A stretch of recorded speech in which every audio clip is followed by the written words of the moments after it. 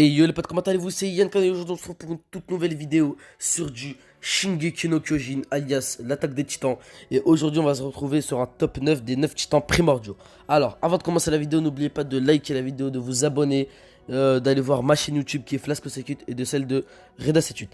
Et pour commencer je mettrai à la 9ème position le titan Charrette. C'est un titan qui est très petit et qui est vraiment nul en 1v1. Mais il n'en reste pas moins utile, car pendant la bataille de Revelio, le titan Charrette a été très utile, notamment grâce à sa vitesse et son endurance.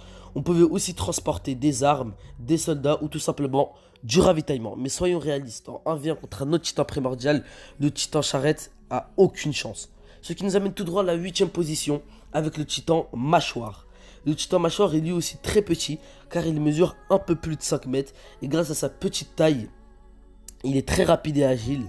De plus, il a une mâchoire très puissante, car Eren a pu briser le cocon où était la détentrice du titan Marteau.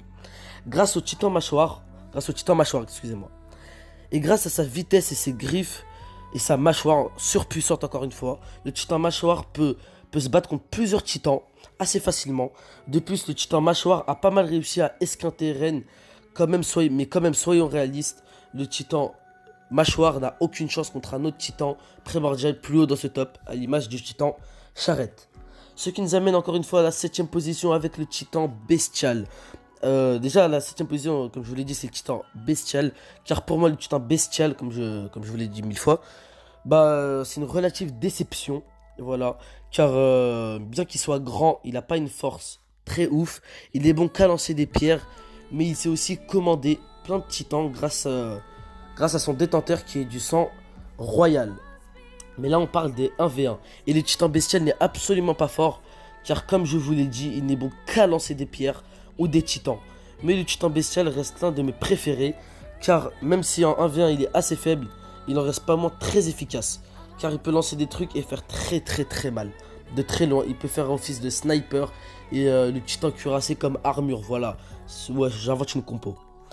Alors, déjà, avant de passer à la suite, je voulais vous dire que les 3 titans qui arrivent étaient très compliqués car leur niveau est très équivalent. Ça s'est joué entre le titan féminin d'Annie Leonhardt, le titan cuirassé de Rainer Brown et le titan assaillant de Eren Yeager. Du coup, à la 6ème position, je mettrai le titan cuirassé. Car pendant son combat contre Eren, malgré que Rainer a réussi à le kidnapper, pendant un moment, il a utilisé une technique de combat de Annie. Bien sûr, là, je parle de Eren. Et si Annie avait utilisé toutes ces techniques contre Rainer, il ne ferait aucun doute que Annie aurait gagné le combat. Et en parallèle, le titan féminin aurait battu le titan cuirassé, ce qui est logique.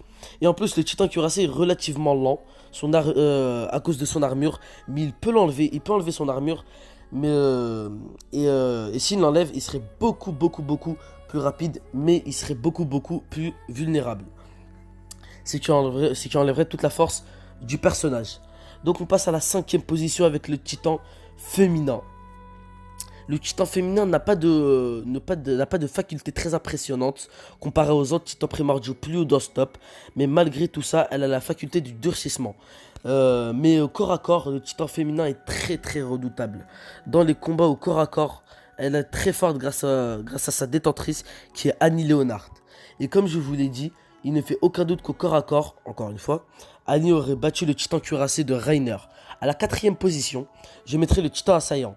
Détendu par la famille Yeager, je trouve que le titan assaillant est plus fort que le titan féminin grâce à son expérience au combat. D'une hauteur de 15 mètres, je trouve que le titan le titan assaillant, excusez-moi, mérite cette position car il s'est battu contre nombre de titans lors de la bataille de Revelio, contre le titan cuirassé, où Rainer l'a kidnappé, et contre le titan féminin, où il s'est fait battre. Et Mikasa Ackerman et Levi Ackerman l'ont sauvé. Il a aussi la capacité du durcissement du titan féminin. Mais si on prend pas en compte, excusez-moi, l'expérience au combat, le titan féminin aurait le même niveau que le titan assaillant. Donc on passe à la 3ème position avec le titan marteau d'armes. Déjà c'est un titan complètement cheaté. C'est vraiment le titan le plus fort de toute l'attaque des titans de Shingeki no Kyojin. Si on prend en compte que les titans normaux. Le titan marteau peut créer n'importe quoi avec son arme. Et de plus, la personne qui peut activer le titan marteau n'est pas dans sa nuque, excusez-moi, mais elle est reliée à un cordon. Et le détenteur est dans un cocon à l'image d'Annie. Et de plus, le marteau du titan a one shot a one-shot la tête d'Eren alors qu'il s'était protégé avec le durcissement.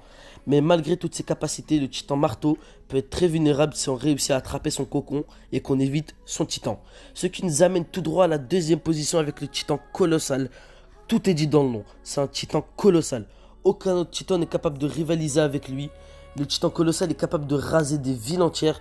Il fait plus de 60 mètres de haut. Mais j'ai pu déceler deux points faibles chez le titan colossal. C'est que le titan colossal épuise énormément d'énergie. Et de plus, si le combat s'éternise, plus le titan colossal perd de sa force, plus le combat s'éternise. Excusez-moi, comme je vous l'ai dit il y a 2 secondes. Jusqu'à redevenir un humain. Mais vu sa force, aucun autre titan n'est capable de rivaliser avec lui aussi longtemps. Et la deuxième faille que j'ai pu déceler chez le titan colossal, enfin son deuxième point faible que j'ai pu déceler, c'est que il est très très lent. Du coup, n'importe quel humain très expérimenté pourrait lui trancher la nuque. Mais le titan colossal peut faire dégager de la vapeur de son corps pour brûler tous les humains qui essayent de s'approcher de lui. Mais s'il utilise cette technique trop longtemps, il redevient humain. Parce qu'il utilise bien sûr de sa force. Ça fait comme un volcan en éruption. Et pour finir, le titan le plus fort qui ait jamais existé et qui ne sera jamais surclassé, c'est le titan originel. C'est normal, hein, c'est le titan originel. C'est un peu comme le père des titans. C'est un peu comme Jubi et les autres démons à queue dans Naruto. C'est normal. Là où le titan colossal peut détruire des villes, le titan originel, lui, peut détruire l'humanité. Et de plus, à l'image du titan bestial, le titan originel peut commander tous les titans sans exception. Alors que le titan bestial ne peut pas faire complètement cet exploit. Mais ce facteur n'est pas à prendre en compte comme je vous l'ai dit tout à l'heure parce que c'est des 1v1. Mais ça ne change rien au classement. Le titan originel est très loin devant les autres, excusez-moi. Et même si ce facteur n'est toujours pas à prendre en compte, le titan originel peut créer des milliers de titans colossaux.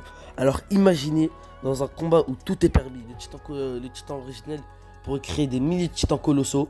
Et le titan colossal, n'oubliez pas, est à la deuxième position des titans les plus forts d'attaque des titans. Alors imagine, on en met un contre le titan colossal, ou même 2 pour être sûr de la victoire. Et après, bah c'est fini. Voilà. Bon les gars, c'est la fin de la vidéo. J'espère que vous l'aurez apprécié. Si c'est le cas, likez, abonnez-vous. N'hésitez pas à aller voir ma chaîne YouTube qui est Flasco78 et de voir celle de Reda et qui est Reda78. Bref, c'était Yankai. Sur ce, je vous dis ciao à tous.